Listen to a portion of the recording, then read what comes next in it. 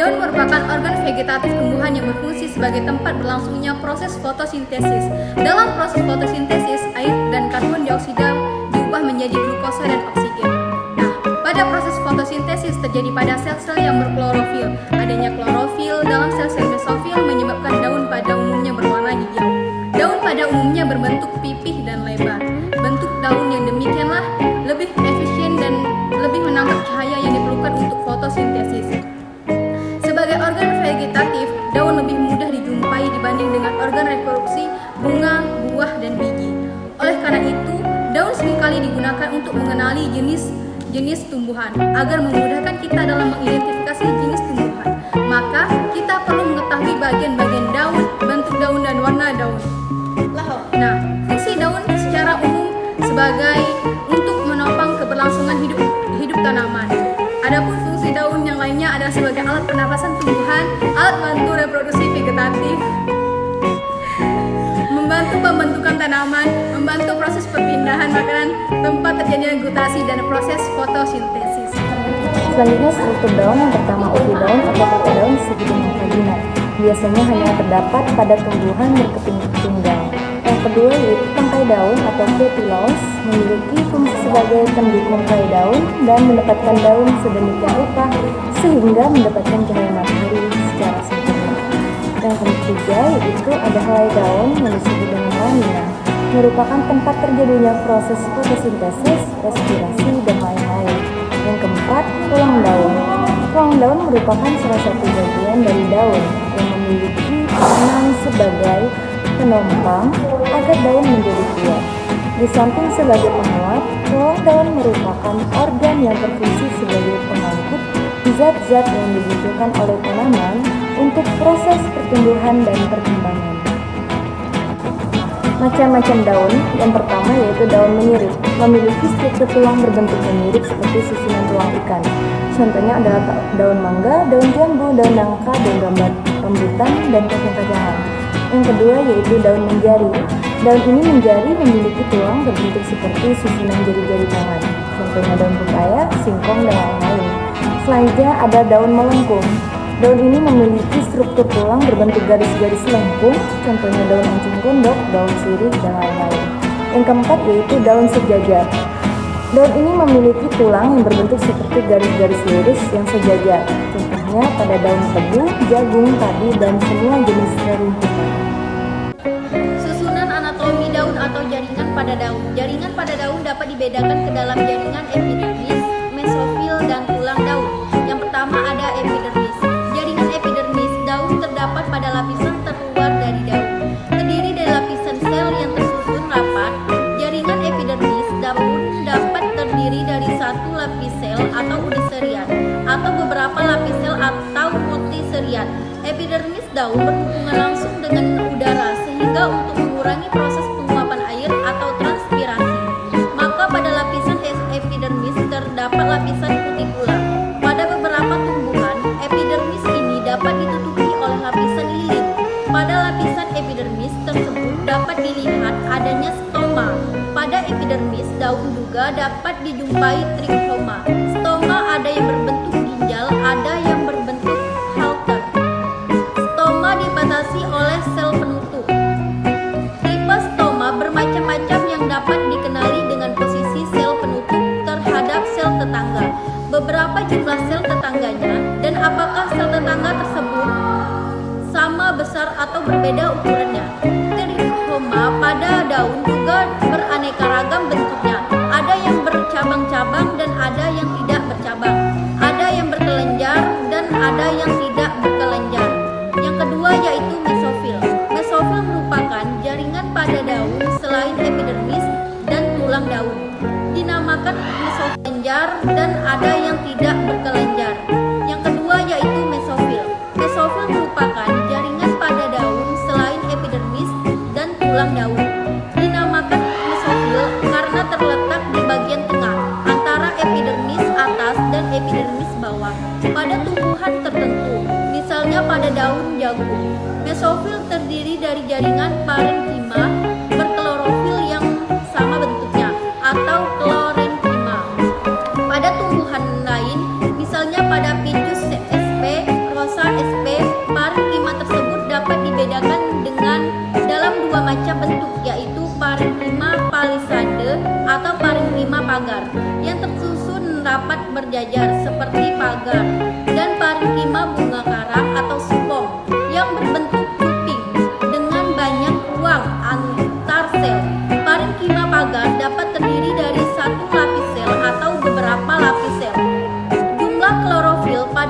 parenkima pagar jauh lebih banyak dibandingkan dengan klorofil pada parenkima bunga karang.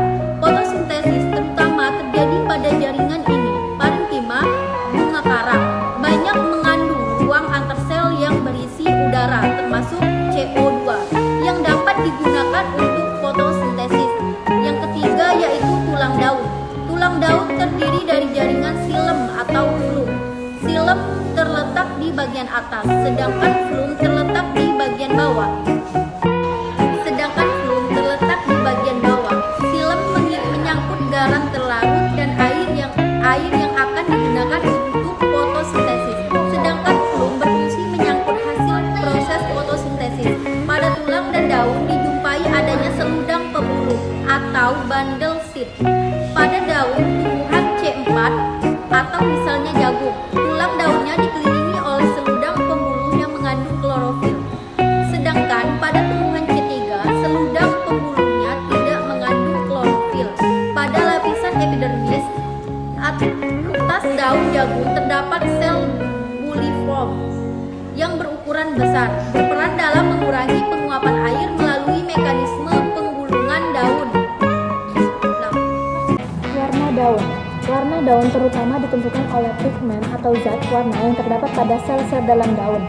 Plastik yang terdapat dalam sel-sel daun dapat mengandung pigmen hijau, yaitu klorofil, kuning, antofil, merah, likopen atau hingga karoten.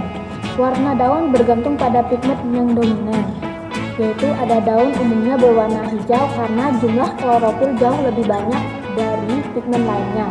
Pada daun Ketstuba, Euphorbium pecerrima, daun yang masih muda berwarna merah. Setelah daun-daun menjadi dewasa akan berwarna hijau karena terbentuk klorofil. Sebaliknya pada tanaman ketapang yang berwarna hijau setelah tua, klorofilnya rusak hingga akan berubah warna menjadi merah. Daun berdasarkan jumlah anak daun dalam waktu satu tangkai, yaitu terdiri ada dua, yaitu pertama ada daun tunggal, daun yang memiliki satu helai daun di setiap tangkainya. Yang kedua ada daun majemuk, daun yang memiliki beberapa helai daun di setiap tangkainya. Pengertian bunga. Bunga atau juga disebut kembang adalah bagian dari tanaman yang umumnya berpenampilan indah dan mengeluarkan aroma wangi. Bunga adalah salah satu organ tumbuhan yang mempunyai fungsi biologis. Fungsi biologis bunga adalah untuk memicu proses produksi pada tanaman, yaitu dengan cara mempertemukan serbuk sari dan putik. Dalam proses penyerbukan bunga juga mendapat bantuan dari pihak ketiga di luar tanaman, yaitu dari angin atau serangga seperti kupu-kupu dan lebah. Cara produksi ini tergantung dari jenis tanamannya. Ada yang mampu berproduksi secara mandiri dan ada yang membutuhkan bantuan dari luar.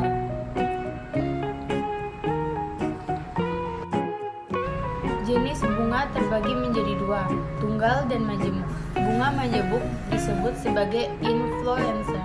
Beberapa contoh bunga tersebut adalah bunga matahari dan anthurium, yang sebenarnya merupakan kumpulan dari beberapa bunga atau majemuk, akan tetapi nampak seperti satu kesatuan bunga tunggal.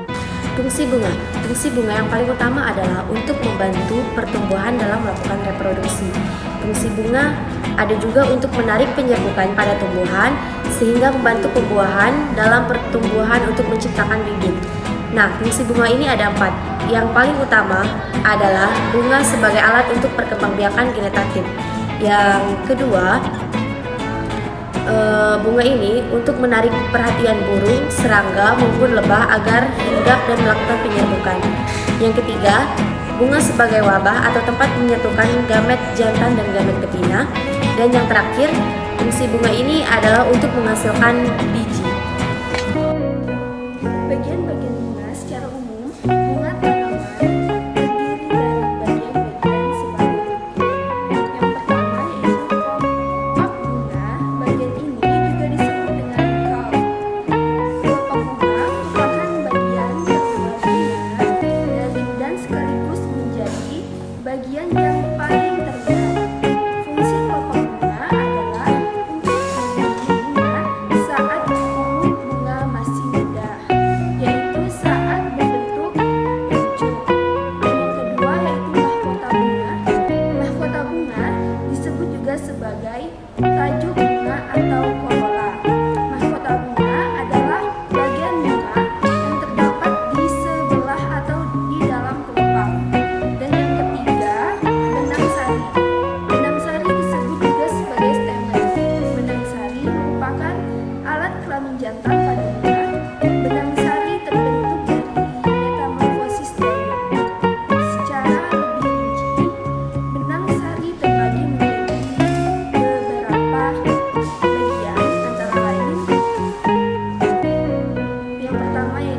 sari.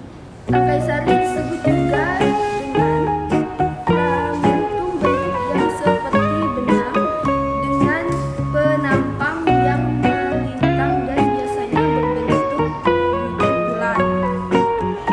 Dan yang kedua yaitu kepala sari. Nama lain kepala sari adalah anjana. Kepala sari merupakan bagian dari benang sari yang terdapat pada ujung tangkai sari. Di dalam kepala sari terdapat dua ruang sari. Masing-masing ruangnya terbagi menjadi dua ruangan. Yang keempat yaitu adalah putik. Putik memiliki sebutan lain yakni istium. Fungsi putik ialah sebagai alat kelamin betina. Putik terletak pada bagian bunga yang paling dalam. Putik tersusun dari daun-daun yang telah mengalami metamorfosis. Putik terbagi menjadi 3 bagian. Berikut ini adalah penjelasannya. Yang pertama yaitu bakal buah. Bakal buah disebut juga dengan ovarium, yaitu bagian putik yang ovariumnya akan membesar. Letak bakal buah berada di bagian dasar bunga. Yang kedua yaitu tangkai kepala putik. Bagian ini disebut juga sebagai sitilus. Tangkai kepala putik adalah bagian putik yang sempit, letaknya ada di atas bakal buah. Biasanya terbentuk seperti benang. Fungsi tangkai kepala putik ialah sebagai tempat melekatnya kepala putik. Yang ketiga yaitu kepala putik. Nama lain dari kepala putik adalah stigma. Kepala putik merupakan bagian putik yang berada di paling atas, tepatnya di ujung tangkai kepala putik.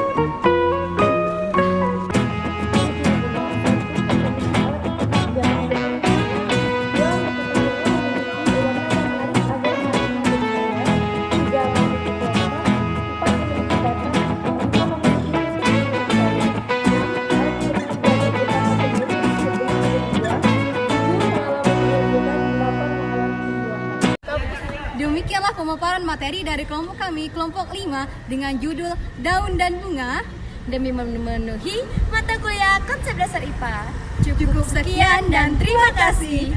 Wassalamualaikum warahmatullahi wabarakatuh.